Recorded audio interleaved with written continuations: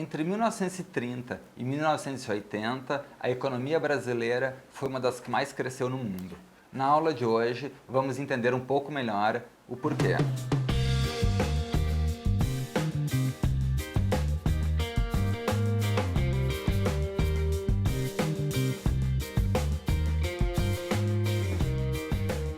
Os estudiosos da economia brasileira, em geral, apontam a década de 30 como um ponto de inflexão da economia brasileira. Até então, a economia brasileira era puxada, seu crescimento era puxado principalmente pelas exportações de produtos agrícolas, como o açúcar, o café, o cacau. E a década de 30 encerra esse primeiro grande ciclo, essa primeira grande fase da economia brasileira e dá lugar a um intenso processo de industrialização. A mudança econômica também é acompanhada por uma mudança política importante, pois até 1930 a política brasileira era dominada pelos governadores e em especial pelas oligarquias regionais e dentre elas particularmente a oligarquia cafeicultora paulista. A partir de 1930 é realizada a assim chamada Revolução de 30, que leva o Getúlio Vargas ao poder, e a partir de então existe uma mudança significativa nas formas de atuação e de intervenção do Estado na economia.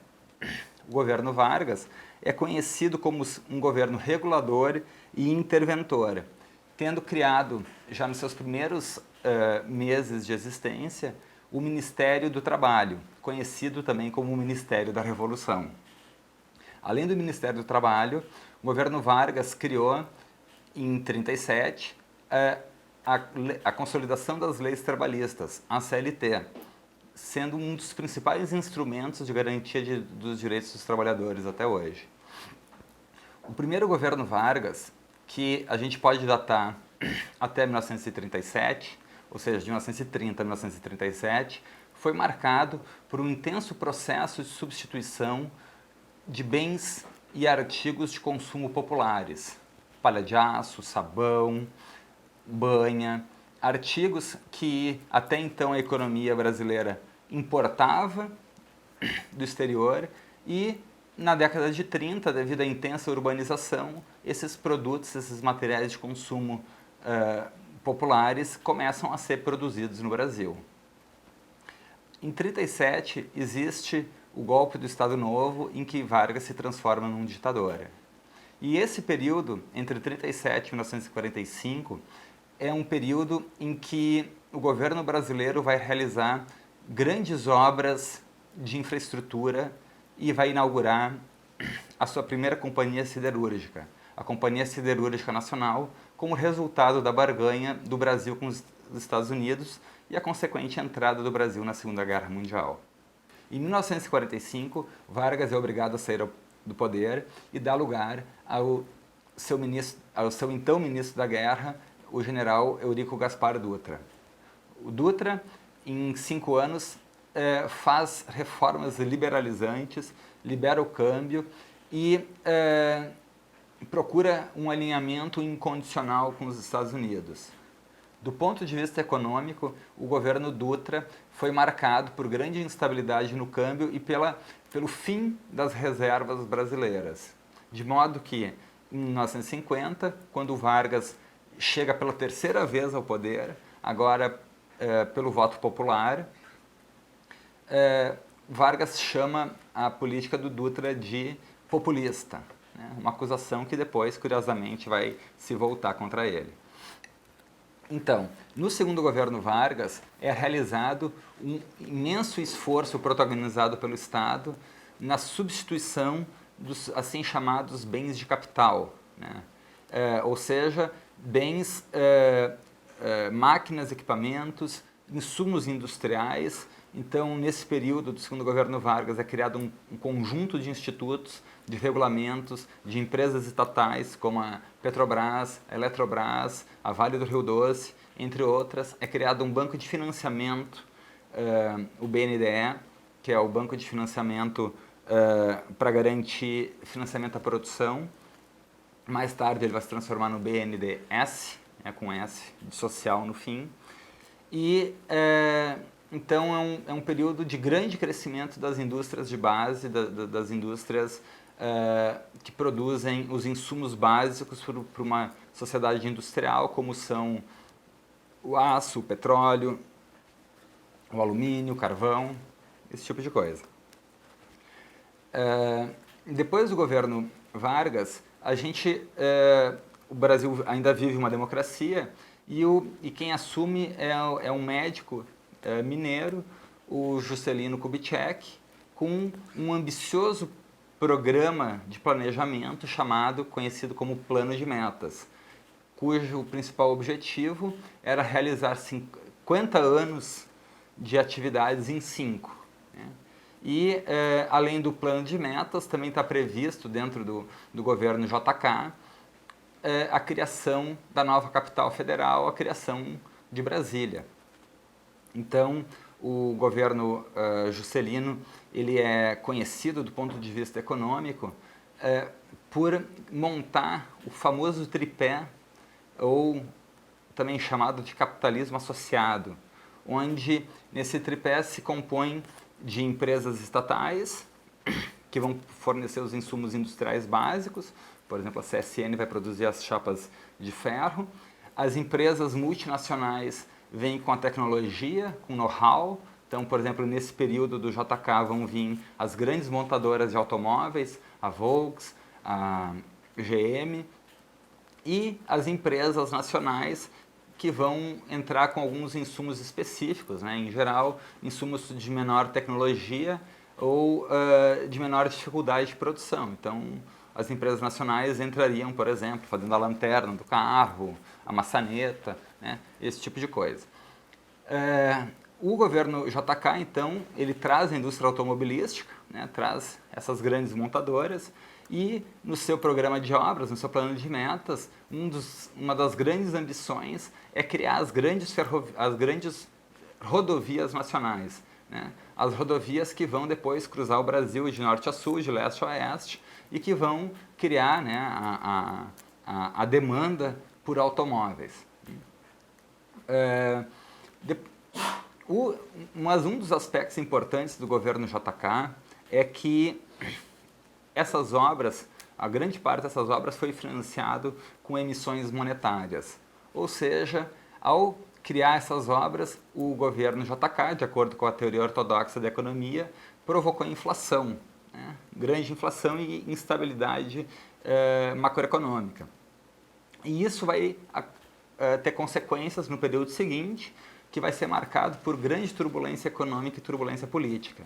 A gente tem um breve período o governo Jânio, e depois do governo Jânio a gente tem o governo tumultuado do João Goulart, que vai acabar com o golpe militar em 31 de março. Nesse período, o interessante é chamar a atenção para o grande esforço do governo João Goulart nas assim chamadas reformas de base, né? Tem dois grandes momentos, o plano trienal e as reformas de base, e o objetivo básico dessas reformas era diminuir a desigualdade brasileira. Ou seja, a ideia era o governo brasileiro passar por um processo de substituição, terminar o processo de substituição de importação de bens de capital.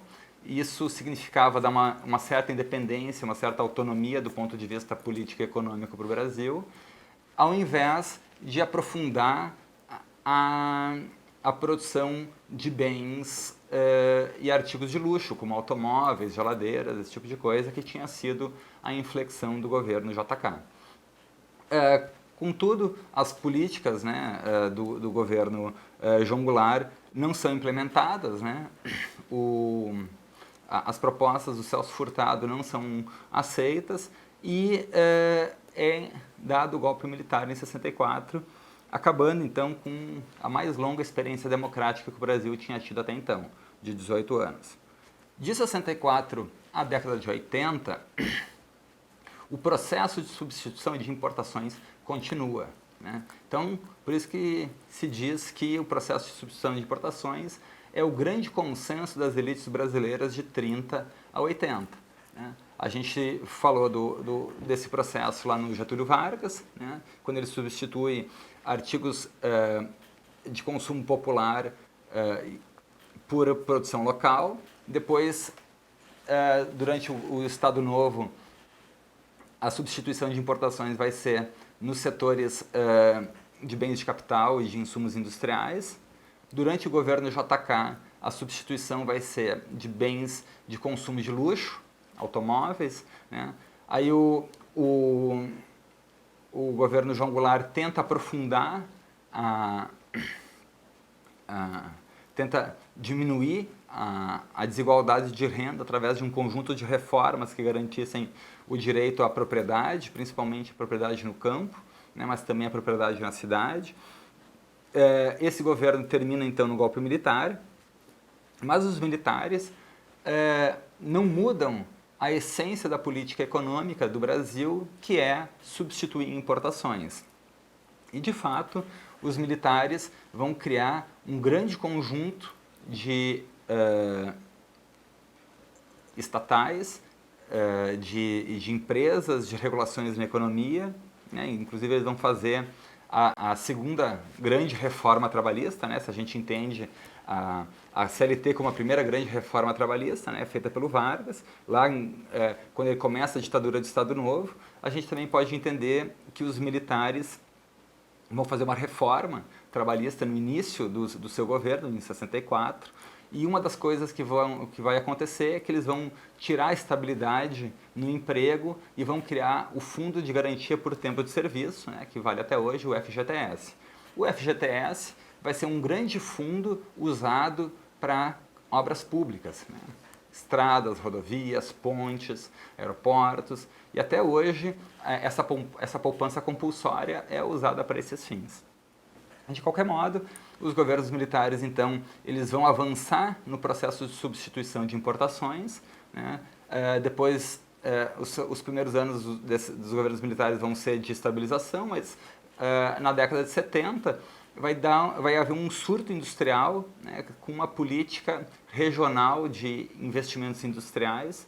Aqui na região metropolitana de Porto Alegre a gente pode ver isso, por exemplo, na refinaria Alberto Pasqualini, no polo petroquímico de Triunfo, que foram grandes obras dos governos militares desse período. Só que essas obras foram financiadas com dinheiro internacional. No início da década de 70, o dinheiro internacional estava farto e barato. Mas depois das duas crises, dos dois choques do petróleo, o dinheiro internacional fica escasso e caro, que é quando o Brasil tem que pagar a conta por esses investimentos, né?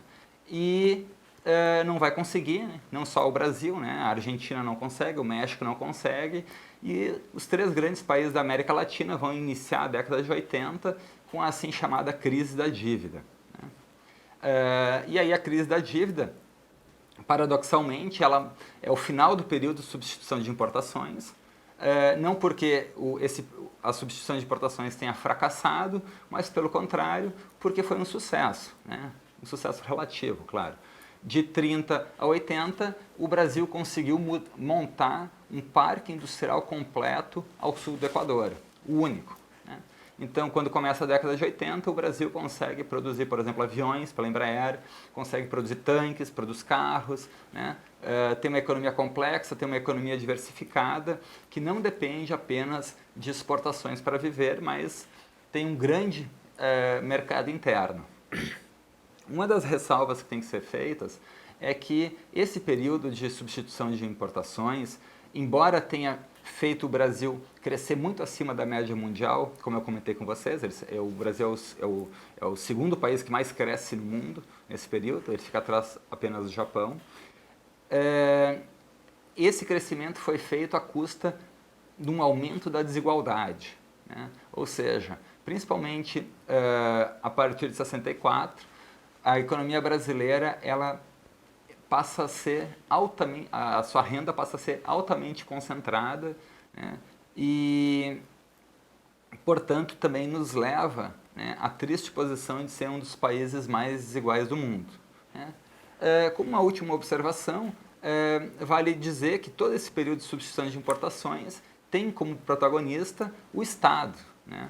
O Estado interventor, o Estado criador de empresas estatais, e todo esse modelo que depois vai ser talvez injustamente chamado de modelo da era Vargas, né? Em referência principalmente ao seu governo democrático, quer dizer, de 50 a 54, todo esse período de governo vai ser protagonizado pelo Estado e a partir da década de 80 esse modelo vai passar a ser desconstruído, né? A gente vai ter uma década perdida, a década de 80, que é chamada a década perdida, e depois disso um conjunto de reformas liberalizantes vão ser implementadas no Brasil, né? Isso já não é mais assunto de formação econômica do Brasil, que termina em algum momento na década de 80, né? Mas isso já é um assunto de economia brasileira contemporânea, que nós vamos tratar na próxima aula.